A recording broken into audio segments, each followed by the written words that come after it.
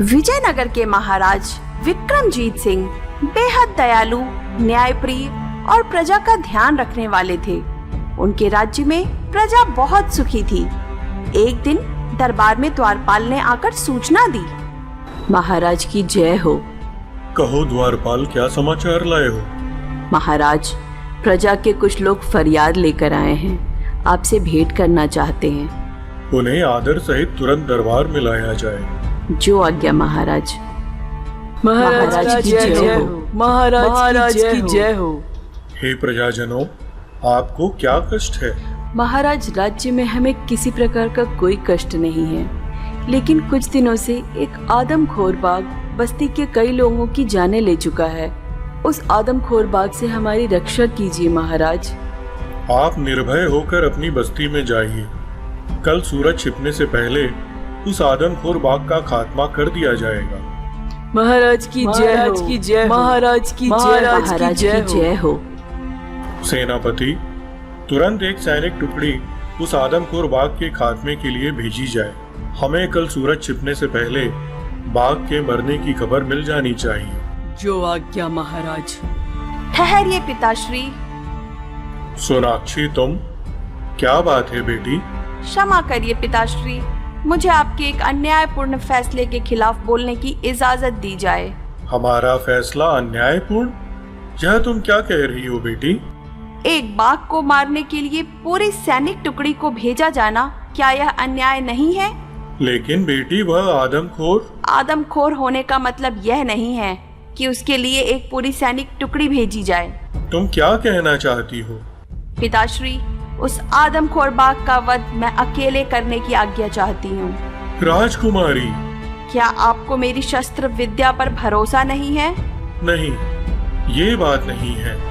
लेकिन सोनाक्षी, तुम हमारी इकलौती बेटी हो। तुम्हें अकेले भेजते हुए दिल घबराता है। मैं विजयनगर के महाराज का दिल इतना कमजोर नहीं समझती थी पिताश्री। सोनाक्षी। पिताश्री, अगर राजकीय कार्य में मैं आपको कोई सहयोग नहीं दे सकती, तो फिर मेरा महल से बाहर निकलना बंद होना चाहिए। मैं आज के बाद महल से बाहर नहीं निकलूंगी।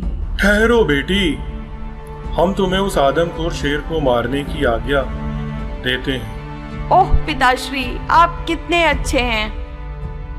राजकुमारी सोनाक्षी के जाने के बाद सेनापति, कुछ चुने हुए सैनिकों को गुप्त रूप से जंगल में राजकुमारी की सुरक्षा के लिए भेजा जाए, लेकिन राजकुमारी को इसकी भनक भी नहीं लगनी चाहिए। जो आज्ञा महाराज। अगले दिन जंगल में राजकुमारी सोनाक्षी। सुबह से दोपहर हो गई, लेकिन उस शेर का कुछ अता पता नहीं लग रहा। एक जगह पहुंचकर राजकुमारी ठिठक गई। ओह, शेर के पंजों के निशान! मुझे इन निशानों का पीछा करना चाहिए।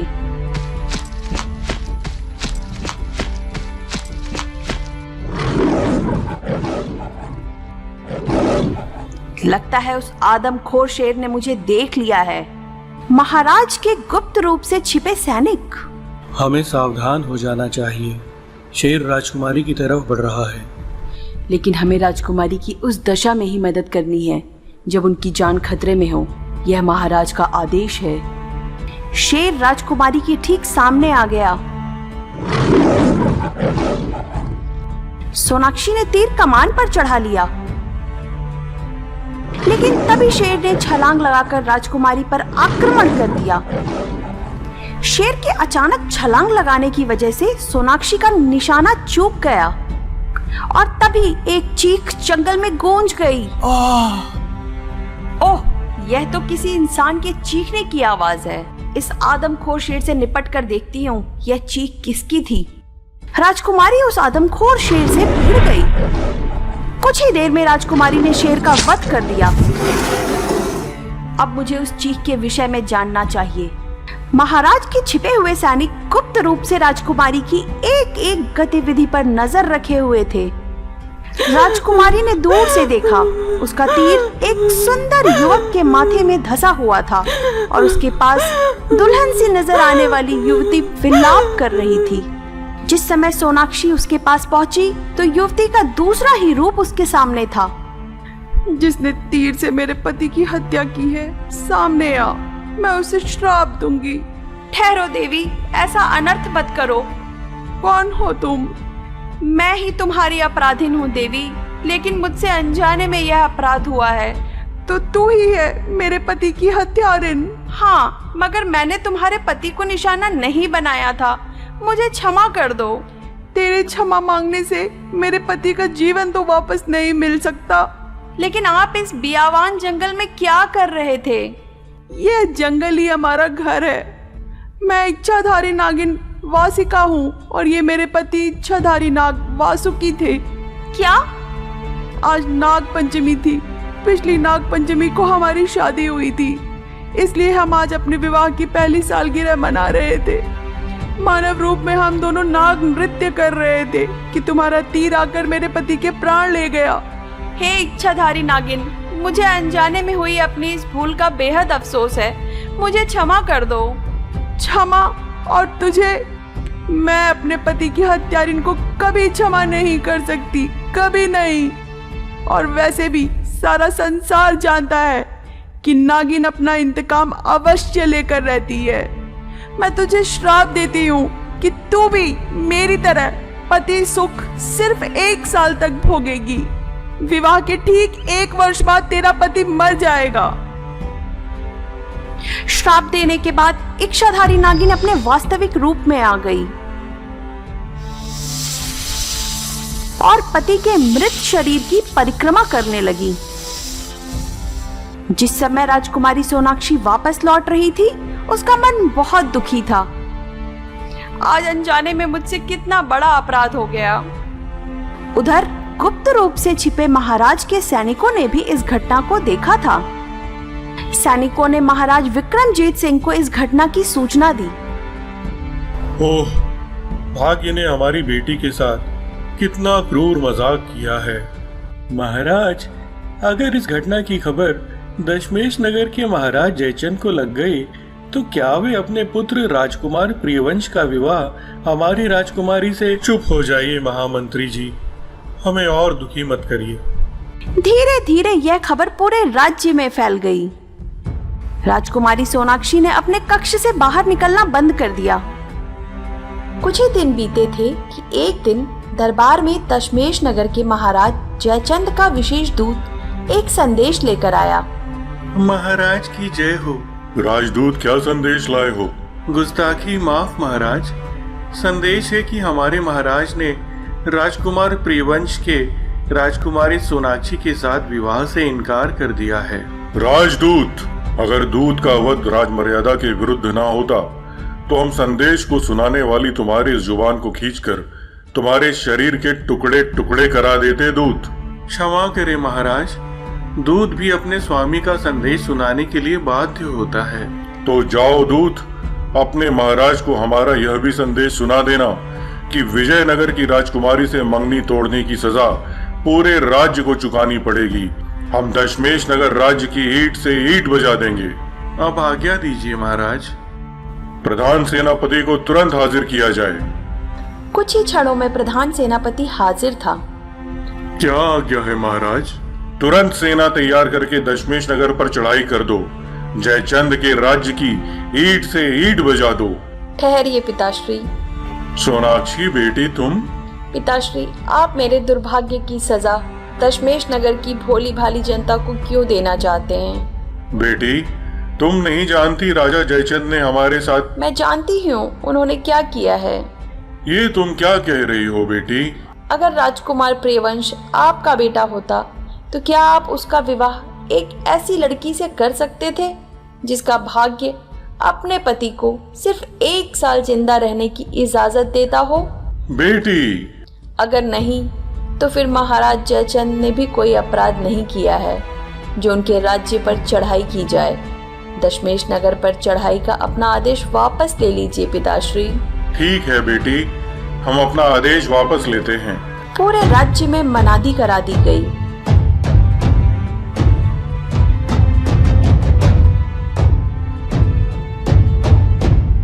सुनो सुनो प्रजावासी, महाराज ने घोषणा की है, जो भी युवक राजकुमारी सोनाक्षी से विवाह करेगा, उसे विजयनगर का आधा राज्य सौंप दिया जाएगा।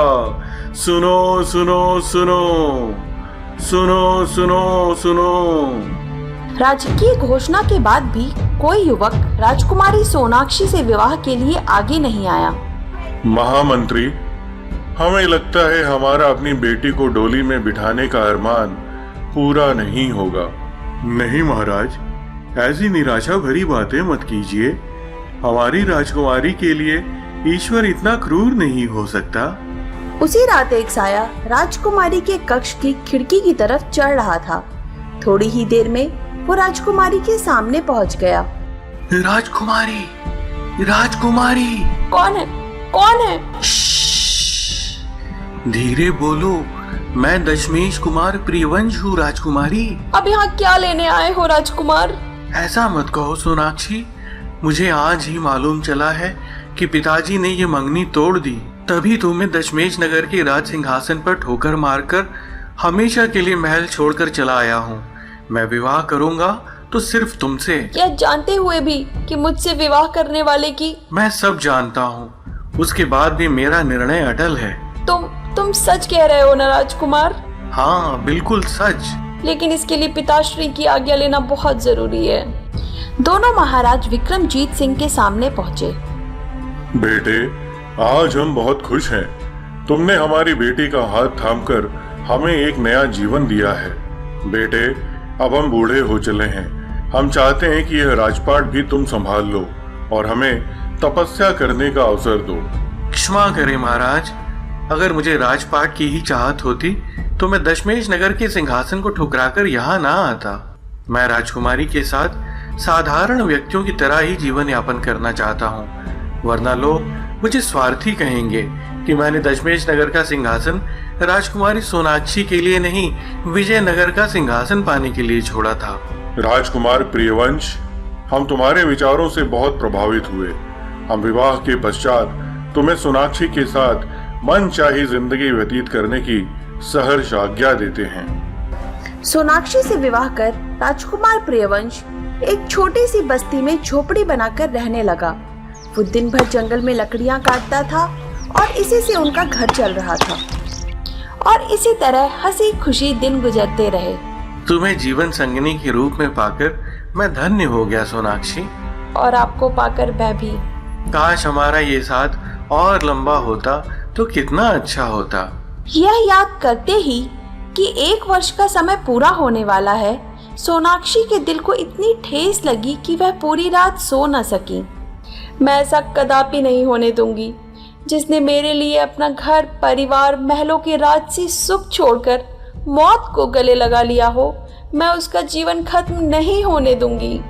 अगर अपनी पति भक्ति में नागिन ने मुझे श्राप दिया है तो मैं भी अपनी पति भक्ति से उसे झूठा कर दूंगी।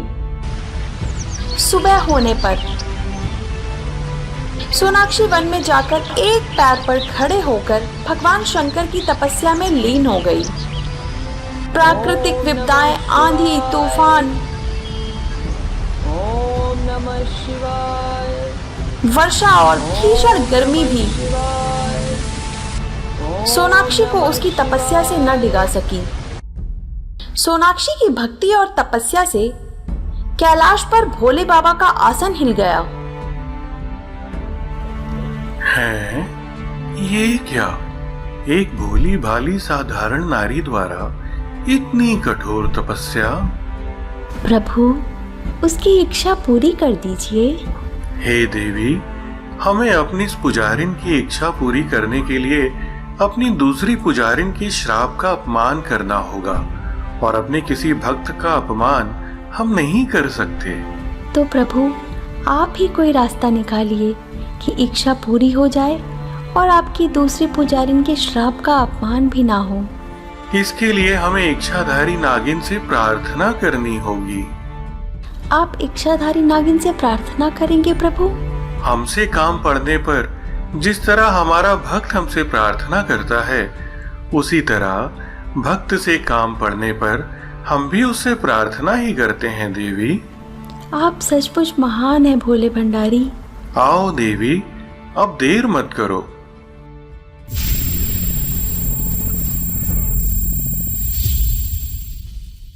भगवान, आपके साथ माँ पार्वती भी।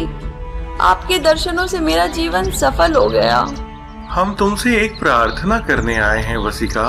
ये आप कैसी बात कर रहे हैं स्वामी? अपने इस पुजारिन को आदेश दीजिए। तुम राजकुमारी सोनाक्षी को क्षमा दान देकर अपना श्राप वापस ले लो। उसने जानबूझकर वह अपराध नहीं किया था। उसके लिए ही प्रभु और मैं तुम्हारे पास आए हैं। अब वह मेरी अपराधी नहीं है माँ, बल्कि मैं उसकी ऋणी हो गई हूँ। उसकी वजह से मुझे माँ पार्वती सहित अपने इष्ट देव के दर्शन हो गए। मुझे श्राप वापस लेना तो नहीं आता। हाँ, मैं उसके पति को अपना शेष जीवन देकर स्वर्ग में अपने पति के पास जाना चाहती हूँ। मैं तो सिर्फ आज तक अपने श्राप को फलीभूत होते हुए देखने के लिए ही जिंदा थी, क्योंकि आज सोनाक्षी के विवाह का 1 वर्ष पूरा होना था। इसलिए प्रभु, मुझे अपने पति के पास स्वर्ग जाने का वरदान दे दीजिए। तथास्तु। हम तुम्हारी पति भक्ति से बहुत प्रसन्न हैं। हम तुम्हें अपने पति के पास स्वर्ग जाने का वरदान देते हैं। उधर प्रियवंश जमीन पर गिरकर ढेर हो गया।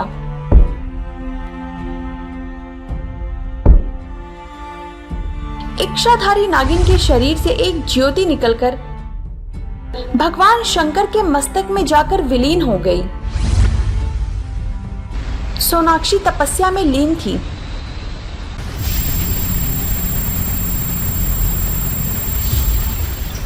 आंखें खोलो देवी, तुम्हारी तपस्या सफल हो गई है। महादेव, आप? तुम्हारे पति को जीवन मिल गया है, और ये हमने नहीं, उसी नागिन ने अपना जीवन दिया है जिसने तुम्हें श्राप दिया था। सदैव उसकी आभारी रहना। प्रभु, आपकी लीला भी कोई नहीं जान सकता। अपने भक्तों की इच्छा पूरी करने के लिए आपको तरह तरह की लीलाएं करनी पड़ती हैं, जिन्हें भक्त भी नहीं समझ सकते। इतना कहकर महादेव अंतर ध्यान हो गए। जिस समय सोनाक्षी घर पर प्रियवंश के पास पहुंची। सोनाक्षी, तुम आ गई सोनाक्षी? हाँ नाथ, मेरी तपस्या सफल हो गई। प्रिय न जाने आज मुझे जंगल में क्या हो गया था। सिर चकराने के बाद मेरी धड़कनें भी रुक गई थीं। फिर इतनी गहरी नींद आई कि मुझे लगा जैसे मैं किसी दूसरे लोक में पहुंच गया हूँ। सोनाक्षी ने प्रियवंश को सारी बात बता दी। चलो नाथ, अब चलकर पिताश्री को यह खुशखबरी देते हैं। वे बहुत चिंता कर रहे होंगे। हाँ, चलो। विजयनगर पहुंचने पर महाराज विक्रमजीत सिंह यह जानकर फूले नहीं समाये। बेटे प्रियवंश, अब इस बूढ़े की एक प्रार्थना अवश्य स्वीकार कर लो। अब मैं बूढ़ा हो चला हूँ, इस राज्य को तुम संभाल लो। लेकिन अपने जीवन की इस अंतिम अवस्था में हमें भी ईश्वर की तपस्या करने का अवसर दे दो बेटे। अब पिताश्री का कहना मान लीजिए ना। अब प्रियवंश को एक नहीं 2 राज्य संभालने होंगे महाराज विक्रमजीत सिंह जी। दशमेश नगर महाराज जयचंद जी। पिताश्री। प्रियवंश के पिता महाराज जयचंद सीधे सोनाक्षी के पास पहुंचे। बहू सोनाक्षी, हमें क्षमा कर दो। तुमने साबित कर दिया कि पतिव्रता स्त्री भाग्य के फैसले भी बदल सकती है। ये हमारे कुल के लिए बड़ी गौरव की बात है कि तुम हमारी बहू हो। प्रियवंश को अपने अपने राज्यों की बागडोर सौंपकर महाराज विक्रमजीत सिंह और जयचंद दोनों साथ साथ तपस्या करने वन में चले गए। प्रियवंश और सोनाक्षी सुखपूर्वक रहने लगे, लेकिन सोनाक्षी हर नाग पंचमी को उस महान इच्छाधारी नागिन की पूजा करना नहीं भूलती थी।